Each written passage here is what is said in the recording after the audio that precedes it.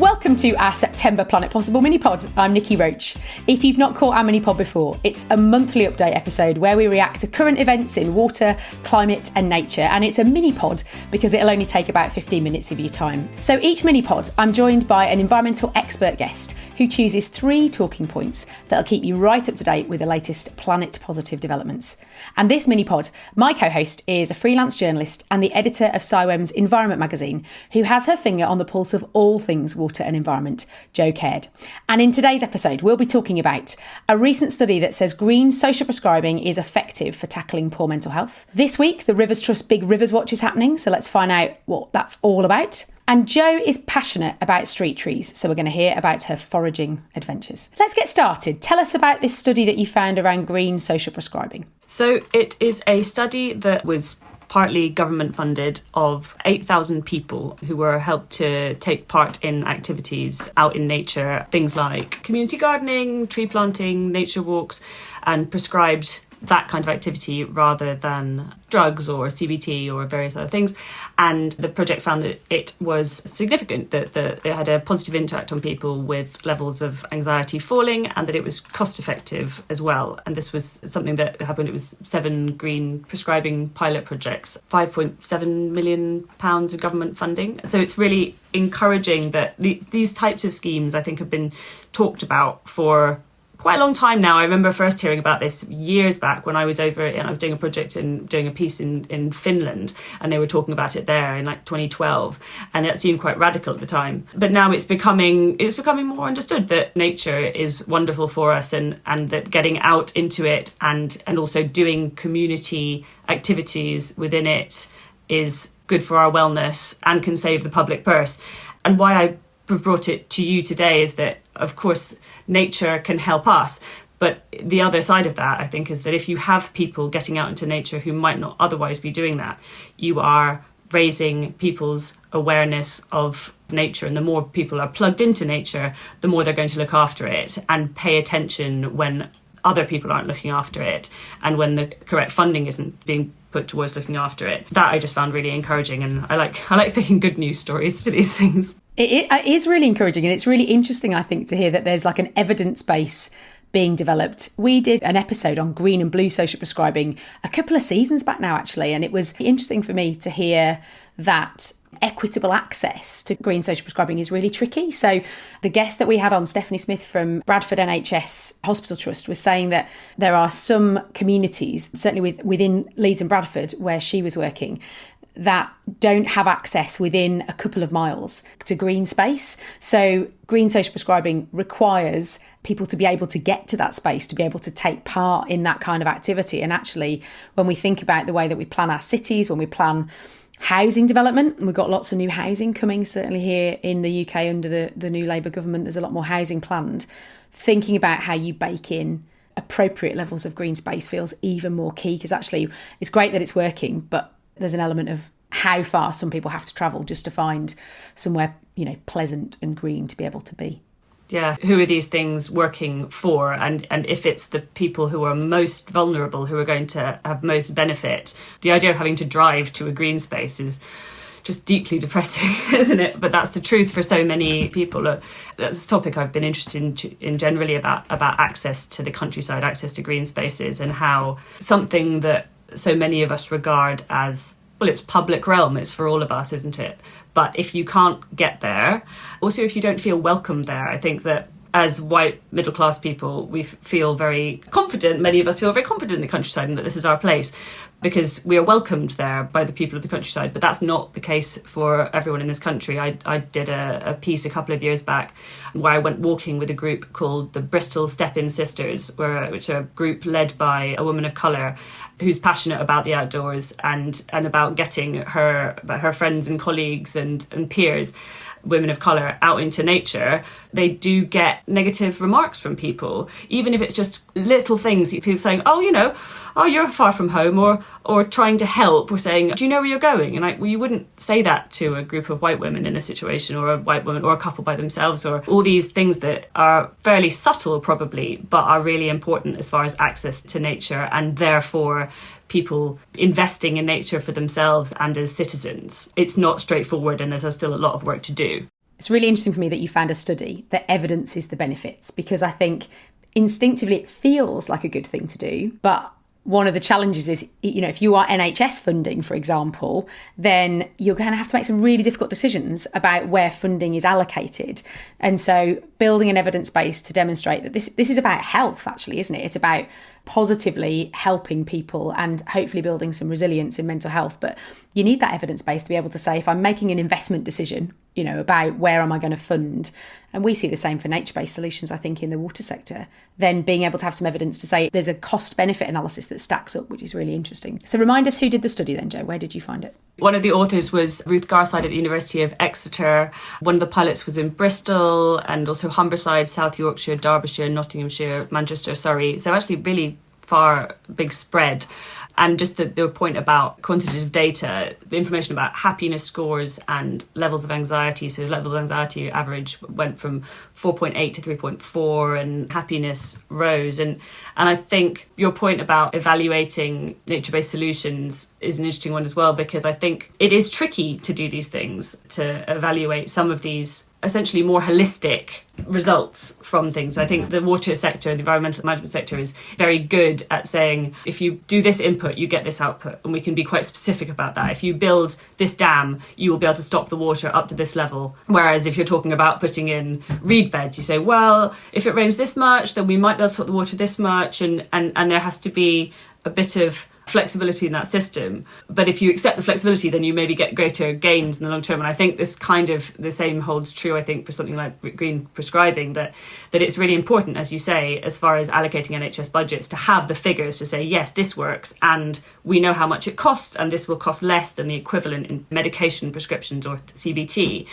But equally, that's not to say that in addition to the levels of anxiety falling, you get actually people are out and about in nature. So maybe their lung function improves, but you haven't been measuring for lung function. It's about managing risk sometimes and being okay with the grey, being okay with uncertainty and having mechanisms to cope with that. Brilliant. I'm really pleased you found that one. Thank you. That's great. So your second topic that you spotted this week is the Rivers Trust Big Rivers Watch. So tell us a little bit about that. Yeah, so that is a week of citizen science project. They actually run it twice a year, I think in April or May and September. And it started on the 6th and it's running until the end of the week. And what you do is you download a little app and you go out to a river and you spend 15 minutes sitting by the river, standing by the river, just looking, not doing anything else, not listening to music, not chatting, just observing. And then you open your app and you answer, it's not very many questions. It took me like 2 minutes to fill it in, about what pollution can you see? Does the river look healthy? Are there animals there? What are the banks like? Just various questions. Several thousand people do this twice a year, and it runs all the time. It's open and available. I was talking to Tessa Wardley of the Rivers Trust just earlier in the week about this, because I'm going to be doing a story on citizen science for an upcoming issue of the Environment magazine. And I mean, kind of similarly to the first story that we talked about, with this idea of, if you want people to care about nature, you have to get them into it. And something like the Big River Watch is a very easy way, and the Rivers Trust are really keen to make it really easy for people to do that. But if you scale it up and you have people who are interested and say, I want to do more than just observing, can I do some testing of the water? Can we ascertain this river looks healthy or unhealthy? Can we ascertain how unhealthy it is? And to do that, the Rivers Trust points people towards their local Rivers Trust groups who do this kind of work.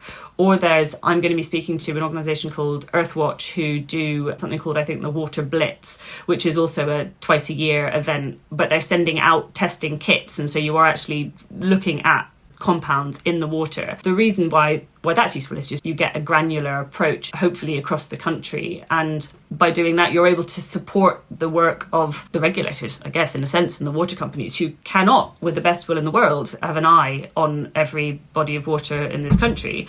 And so, but if you have this army of enthusiastic people doing things and getting involved and loving their rivers and holding the people that are in charge of them to account, you keep a march on and hopefully succeed in turning things around for our rivers and the rest of the ecosystem more widely, I guess. I'm delighted to hear that you're doing an article with Rivers Trust on this, and we're doing a pod as well around this topic of citizen science with them. And I think it's fascinating. I don't think we've quite yet worked out how it all fits together and how we make the best use of it, but it feels like it's a really healthy way for people to feel like they can actively get involved in doing something really positive. And it's still on till the end of the week, which is brilliant. So if you're listening to this and you can get to your local river, and sounds lovely just sitting by a river for a few minutes and just listening, not chatting would be a challenge for me, but I think it sounds excellent.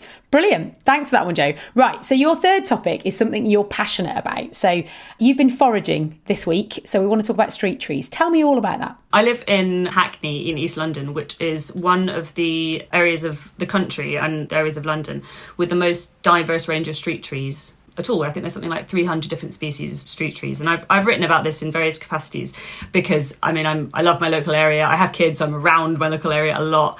And it was actually in the pandemic when I started writing about this because, everyone was so much more aware of their immediate surroundings. And so since then, really, with my work about it, I've become kind of obsessed. And I was walking down the street the other day and saw a guy jumping up to try and grab something from a tree. I was like, oh, what's going on here? And we started chatting. And he said that he'd looked it up and it was a dogwood tree, Japanese dogwood, which is not a tree I'd ever heard of. And it had these fruits that look like lychees but taste like Sharon fruit, and you sort of squeeze them out and they're delicious. And so I took my children and we talked to everyone who walked past, and you're shaking this tree and these things are flying down. I love street trees for their capacity to bring beauty and nature into our neighbourhoods and start conversations with people and educate children and anyone else about the beauty of these things, and to just watch through the different seasons. But also, of course, they are super key for dealing with the effect of urban heat island, the remarkable impact of having trees on a street as far as cooling the ground, just purely because if you've got shade, the ground is not absorbing the sunlight and it's not then bouncing back up. Mayor of London has announced big street tree planting schemes. There have been big urban and it's called non-woodland tree planting schemes across the country. There's a lot of money is going into this, and that's really positive, but it's not easy because for multiple reasons. Because street trees, while brilliant, of course, need lots of water. They need looking after. We're in a climate crisis, which is why we need the trees, partly, but the climate crisis is also making it more difficult for the street trees. Have we got the resources to water them? Are they going to survive in as the temperatures heat up? And also, who's getting these street trees? Is it the streets that are already full of gardens where people have got lovely places and lovely green spaces, or is it the streets that really need them, the areas of our towns and cities that are devoid of life? And unfortunately, mainly it's not equitable yet. And then, of course, you get another thing. I think the term is green gentrification, where the moment you start to have lovely planting and gardens and trees, the area starts to gentrify and prices out the people who are really benefiting from that. So it's a really thorny issue, not to pun intended, but one that I love and can just keep on reading about. And every time I see a new street tree, I delight in it. And what do you make about the fact that you said 300 different varieties? So I'm assuming a good chunk of those are non-native to the UK. If this is something you're passionate about, what are your thoughts around native versus non-native species being introduced? I think the thinking is behind that. I think it's about half and half is native and non-native. And I think the thinking behind that split is both variety and interest, but also trying to figure out what's going to be best in the future. I think in the past, those choices, the non-native trees were chosen because it was fun. But I think increasingly now the choices are being made because actually the kind of trees that are going to survive in an urban environment are going to be ones from hotter places. The example of the London plane tree is a very interesting one because the London planes, if people aren't aware, are the trees that you see all over London, not just London, but really London. You see them on the banks of the River Thames. They get very, very tall and they're amazingly good at finding water. They have deep roots and they're happy in an urban environment, and their bark cleans the air, and so they've been fantastic for urban environments for 150, 200 years. But it's getting too dry for them. It's getting harder for London plains, and also they're too big, really. I mean, they're glorious, but if you're planting a street tree now, you don't want to plant a street tree that's going to block out the light of every house in the street and suck the water out of everyone's garden.